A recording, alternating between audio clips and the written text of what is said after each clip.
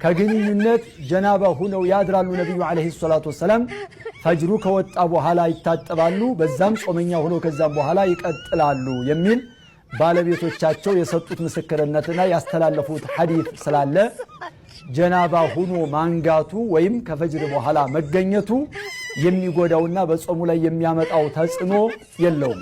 እንግዲህ ይሄ ሃይማኖት ነው ያውም የሙስሊሞች በቢሊየን የሚከተሉት በዓለም ላይ ለኛ ግን ተረት ተረት የሆነና ሁሌም እንስቅበት ዘንድ ከሃይማኖት ደረጃ የማይመደብ ተራ ቀልድ የሚመስል ነው።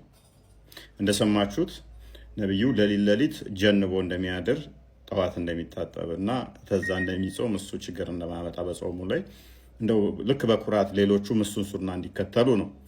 በስንት ሴቶች ነው የሚጀንበው ከተባለ እዚህ ጋር ሐዲሱን እንደምታዩት ከ9 እስከ 11 ሴቶችን በአንድ ሌሊት ነበር ወሲብ የሚያደርገው ቀን ሊጾም 11 ሴቶች ስትወስብ። ኤኒዌይስ ቀን ደግሞ እንዴት ነው የሚጾመው የሚለውን ሙስናድ አህመድ 24916 ላይ እንደዚህ የሚል ሐዲስ አለ። The messenger of Allah used to kiss her while he was fasting and suck her tongue.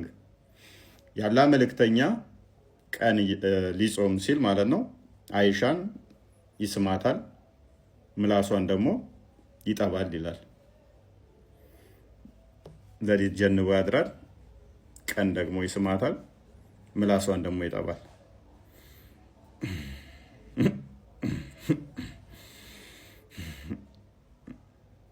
ሚስቶቹ ምን ይላሉ አለ ለሊት ከኛ ጋር እንትን ብሎ ጀንቦ ማደሩ ችግር የለውም ብለዋል።